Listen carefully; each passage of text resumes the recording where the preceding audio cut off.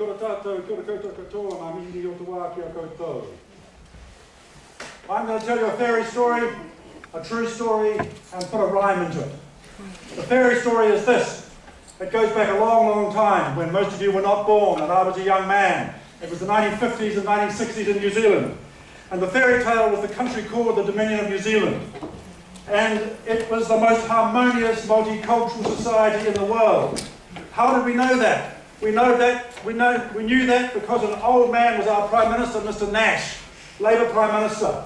He was an old man, he was even older than Dr. Brash is when he became Prime Minister.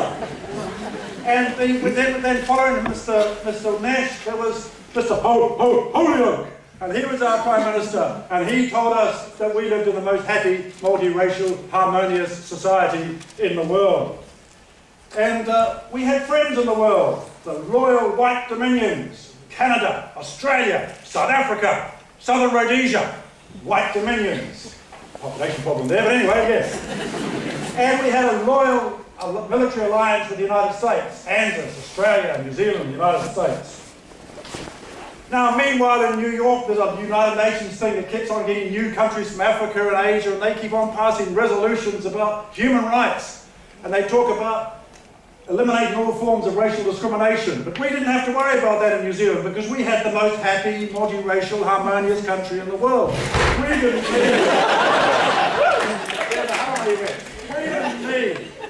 didn't need a race relations office. We didn't need a race relations act. In fact, if we had a Race Relations Act, that would imply there was a problem to be attended to. And we didn't have a problem. Because, after all, our Maoris were all happy. They were Maoris with an S in those days. They were happy. They were shearers. They were fencers. They drove bulldozers and they voted Labour. And that was the old days. And then there's a true story. And the true story is the story you know about the Emperor who has no clothes. Right? The Emperor is the New Zealand government. The Emperor are our rulers who tell us stories and tell us to believe the stories of the spin doctors, of the tailors that spin stories together and dress the Emperor and say we are the most happy, multiracial, harmonious society in the world. And then occasionally someone comes along, like the young boy in the story, and says the Emperor has no clothes. So that's what you've got to look out for. That's the magic moment when we realise there's actually something wrong with our myth, with our story, with what we surround ourselves with. And so there we are, the Emperor of the New Zealand government. The reality gets exposed. There's Matakite Land March, there's Mātamatoa, there's the Bastion Point Takapara for Occupation, there's the Waitangi Action Committee, and eventually the government gets it on board. They say, yes, actually we probably do need a Race Relations Act. They passed it in 1972. Norman Kirk is now the Prime Minister. He says, integration is not quite what we thought it should be. Integration sounds a bit like a great white shark that comes along and swallows the kahawai and says, isn't it nice to be integrated? So that was the idea of those days. And so the government appointed a new race relations officer, and this young man down here, Dr. Pita Sharples, his first real job, he tells me, was in that race relations office. And they started telling some other stories, along with the stories that the Maori activists were telling us.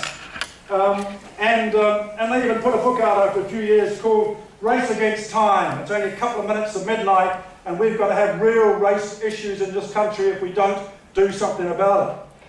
And so we changed to a new fairy tale. The new fairy tale was biculturalism for a little while, and then it became treaty principles, honour the treaty for a short while, but then that seemed too awkward, so it became honour the principles of the treaty.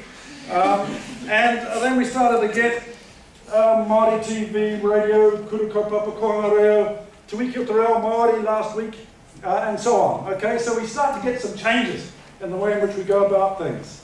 And the cloth that we put around ourselves seems a little bit better than that old integration cloth of Mr. Hunt and Mr. Nash and Mr. Hoadley. And then you see the trouble is, Mark Twain said this, history never repeats itself, but it does tend to rhyme. So that's the rhyme part of my story. So the rhyme is this. When it gets really hard, like something like the foreshore and the seabed, or something like the Declaration on the Rights of Indigenous Peoples, we go back to the old fairy tale. We forget the new fairy tale we've invented in the last few years and we go back to the old one. We look for our old allies, Canada, Australia, New Zealand and the United States. Yeah, that feels comfortable. The United States is there to hold us up again. And the United States is great for this. They are great at avoiding treaties. They don't like the treaty on torture, they don't like the treaty on cluster bombs, they don't like the International Court of Criminal Law.